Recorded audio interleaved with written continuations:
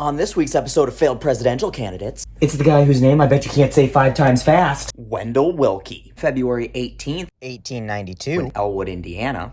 Lewis Wendell Willkie was number 4 of 6 children, and his family had a long history of being involved with politics, his grandparents being in an attempted German Revolution in 1848, and both of his parents were lawyers and intensely involved in progressive politics. Though all the Willkie siblings were really gifted intellectually, a lot of them excelled in athletics. Wendell, however, was not as athletically gifted, and the team sport he ended up excelling at was debate. So much so that he often got disciplined for using those debate skills on teachers when it wasn't quite the appropriate time to do so. Despite his rebellious spirit, he was a successful student. He graduated high school in 1910 and enrolled in Indiana University, where he brought his rebellious spirit with him. He read Marx, got involved in campus politics, even petitioned the school to add a course on socialism to the curriculum. After graduating, he taught high school history for a short period of time, then accepted a job arranged by his brother Fred to go to Puerto Rico to become a lab assistant. Here he ended up seeing people living in just abject poverty, and it really strengthened his resolve for progressive policy. In 1915, he enrolled in the Indiana School of Law, and in 1916, he graduated with honors. And with the Supreme Court in attendance, he got to give the commencement speech at his graduation. Ever the rebel, in hindsight, for the school, this was probably not the best idea. His speech was, let's say, a little more critical of the school than they probably would have liked, and they were so unhappy that they decided to withhold his degree, but old Wendell managed to debate them into giving it to him anyway. After that, he went back to his parents' law firm for a short period of time before enrolling in the army to go serve in World War I. However, he arrived in France a few days before the war ended, so his military career was pretty boring. He went home and took a job with Firestone Tire Company as the head of their legal office, but that was way too boring for him. And so despite Firestone's best attempts to retain him, he would soon leave to go back to private practice. Through the early 20s, he became very active and heavily involved in the Ohio Democratic Party. Through his work at the law firm, he ended up representing a number of public utilities, which led to a job offer with Commonwealth and Southern, which was a company that owned a bunch of utility companies. The new job meant a new residence, so him and his wife Edith moved to New York in 1929, and Wendell quickly took to the big city life and culture, and like any rich, powerful dude would do, found himself a mistress. And it quickly became a very weird affair. His mistress, Rita Von Doren, was the book editor for the New York Herald Tribune, which meant she was cultured and connected. And those connections became his connections with a lot of powerful and wealthy people. And despite him not trying to hide the affair, at all, and despite basically every reporter and member of the press being aware of it in New York, the epicenter of the media, nobody ever talked about it. Over the next couple of years, Wendell had a meteoric rise through Commonwealth and Southern, and by 1933 he was president. During this time, he also expanded his influence and involvement in the Democratic Party, and his name was pretty universally known in political circles. So much so that he was a delegate for the 1932 Democratic presidential primary and campaigned for Newton D. Baker. Baker eventually lost to FDR, and FDR would obviously go on to become president. Quickly after FDR became president, he started implementing his New Deal policies to help with Depression recovery, and one of these policies was the TVA, the Tennessee Valley Association. And the TVA's big purpose was to create jobs by building hydroelectric dams that would control flooding and bring power to impoverished places in the rural South. And Wendell, the president of a company that owned a bunch of power companies in the rural South, was not the biggest fan of this. He wasn't really opposed to, the government building all the infrastructure, but he still wanted private parties, i.e. his company, to be in charge of selling it and getting, money for it. Apparently, it doesn't matter how progressive of a social justice warrior you are, you put a man in charge of a major company and profits always become the bottom line. Wendell fought this hard. He fought in court, he lobbied Congress, and he tried to lobby public opinion against the TVA. This started to annoy the shit out of FDR, and getting fed up with how much power and sway CNN had, decided to tell Wendell to suck on D's nuts by passing the Public Utility Holding Company Act of 1935, which was basically an antitrust act telling CNS that you've gotten a little too big for your britches and we need to break this little party up. Despite losing his legal battle to FDR and the eventual implementation of the TVA, Wendell got a ton of press and publicity through this fight. So by the time the 1940 presidential election rolled around, he was a household name. And with FDR's second presidential term coming to an end and Wendell's newfound publicity and sway within the Democratic Party, he started trying to build some momentum for a potential presidential run.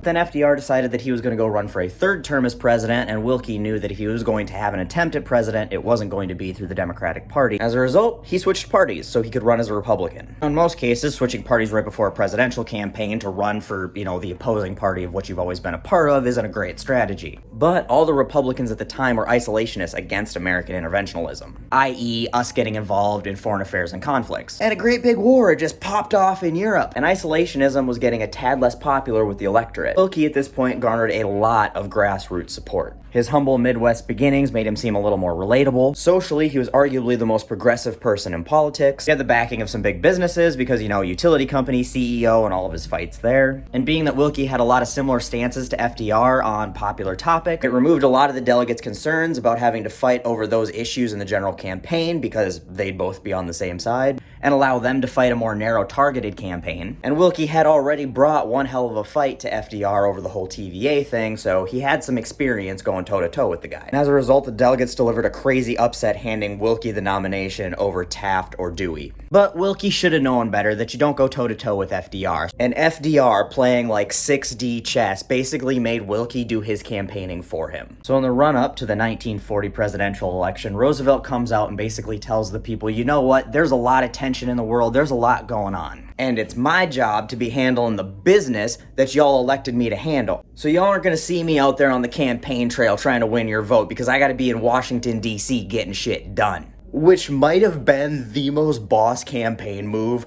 of all time. Because then he legit did not campaign. He sent some surrogates out to do some campaigning for him, and just made sure that all the good-looking presidential shit he was doing, the press was there for that. He didn't make any campaign stops, didn't talk about the campaign, basically pretended like it wasn't even an election year. He didn't even mention Willkie's name publicly during the entire campaign. Like, the fact that in history classes and political science classes we don't talk about the brilliance of this campaign is just, it's criminal. Because as a result, Willkie got no recognition or press from the incumbent president, who already has probably the most massive presence in the arena. And because FDR wasn't giving Willkie anything, no dialogue, no argument, nothing to build a campaign around, wasn't even acknowledging his fucking existence, Willkie was forced to spend half of his campaign time talking about FDR and FDR's policies just so he could talk about how his own policies were different.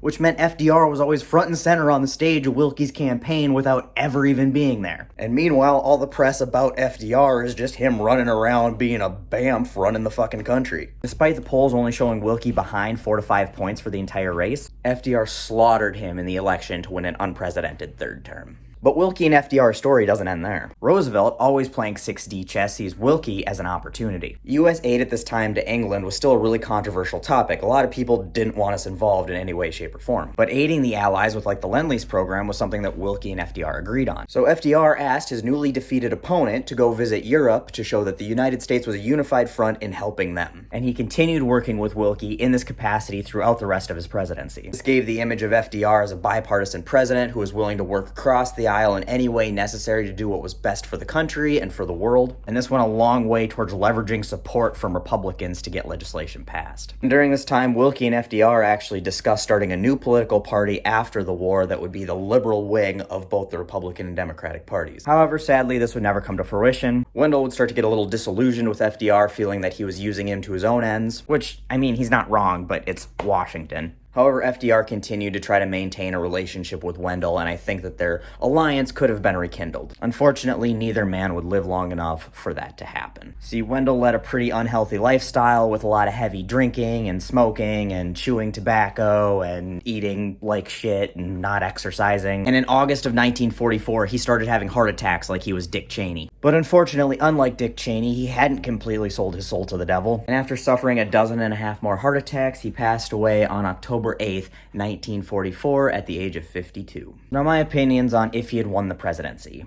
I don't think he would have been a bad president. I think he would have been a decent wartime president. He had the right mindset for the time. I think he would have been incredibly socially progressive. It was one thing he never faltered on in his entire life. As a member of the Republican Party, he tried to urge them to get back to their roots and civil rights. As a member of the Democratic Party, he openly fought racist Southern Democrats. He ran on a very open platform of desegregation. He was critical of FDR's internment camps. Dude was at heart a social progressive and had the spine to stand up to his own party and anybody else about it. That said, I question what his economic policy would have been. His ties to big business like CS and his fight for private enterprise in places that I don't think private enterprise belong, I feel like that would have been a little problematic. In the end, I think FDR was the president we needed at the time we needed him, and I don't think anybody could have been a more right person in that time and place. But had he not died so young, I think he would have made a good president at a later time. And I think everybody in Washington today could take some notes about putting morals and ethics over party and politics from Wendell Willkie's.